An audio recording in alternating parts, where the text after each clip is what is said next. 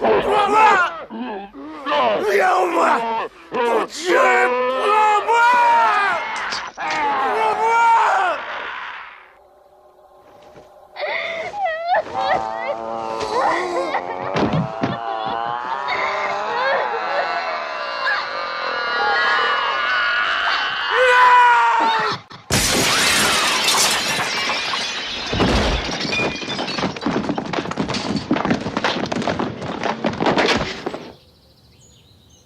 Ah, salut les canapeurs.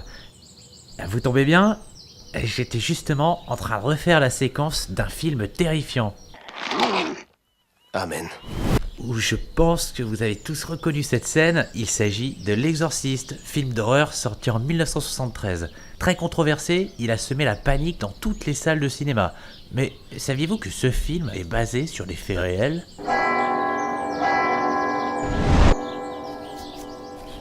En effet, il est adapté du livre L'Exorciste de William Peter Blatty, écrivain américain s'inspirant lui-même d'un article de journal qui relate le cas d'un exorcisme. De par Saint-Hubert 41, bénédiction, benedictus, benedictum, benedictis. La grande innovation pour l'époque fut la mise en scène quasi documentaire. L'action se passe dans une petite ville de la banlieue de Washington, dans un cadre de vie tout à fait ordinaire, ce qui suscita une peur grandissante chez le spectateur. Peur que le malin s'immisce dans son... Je te bite au fond de son cul, espèce de minable Non connard. mais là, ça se fait trop pas quoi.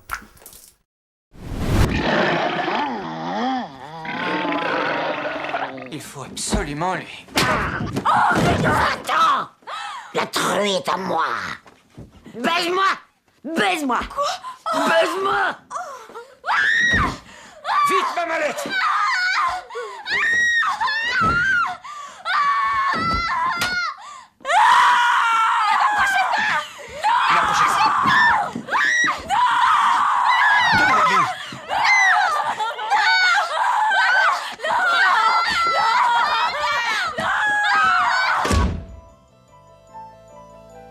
Tout commence en 1949, lorsque William Peter Blatty, à l'époque jeune universitaire, tombe sur un fait divers dans le Washington Post, l'exorcisme de Robbie Mannheim, un garçon de 14 ans.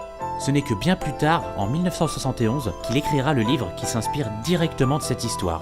Il collaborera ensuite avec William Friedkin, le réalisateur de French Connection, metteur en scène impitoyable, prêt à tout pour obtenir les images qu'il désire, allant même jusqu'à blesser les acteurs, notamment la jeune Linda Blair, à l'époque âgée de 12 ans, qui lors de cette scène fut attachée par des câbles invisibles et secouée violemment dans tous les sens. And the lacing came loose while I was being thrown, and so as I went forward, the piece was coming back. That's the footage I use in the movie where I'm crying my eyes out because they are brutally damaging my back.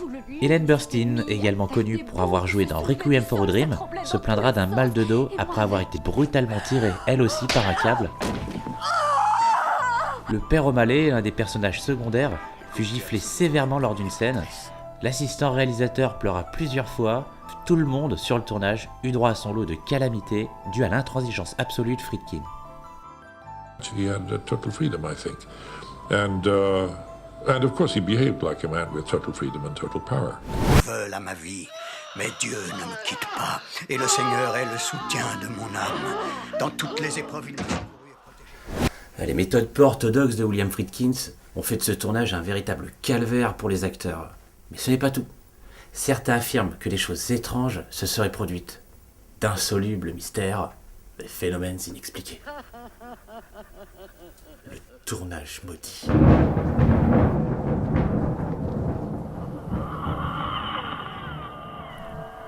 Neuf.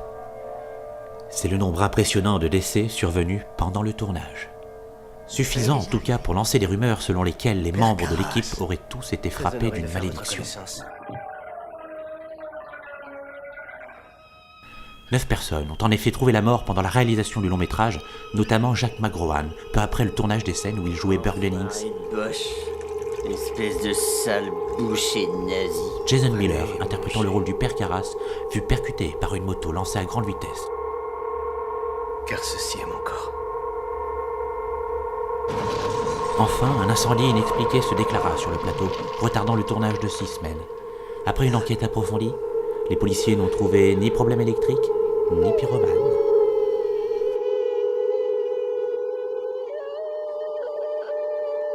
Au nom de Jésus, Fils de Dieu, Fils de charpentier, Jésus, Satan t'habite, Satan est en toi,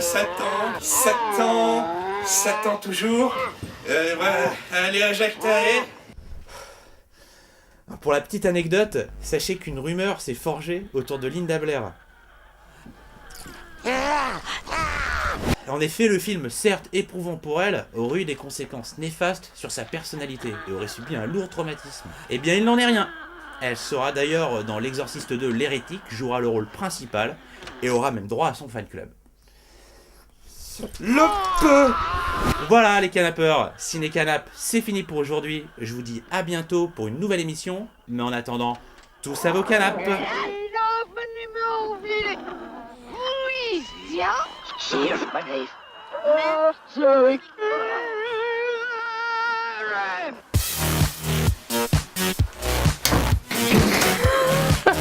Salut les canapeurs, c'est justement en train de refaire la séquence d'un film terrifiant. Non mais là, ça se fait trop pas quoi. Je l'ai pas pris dans la gueule.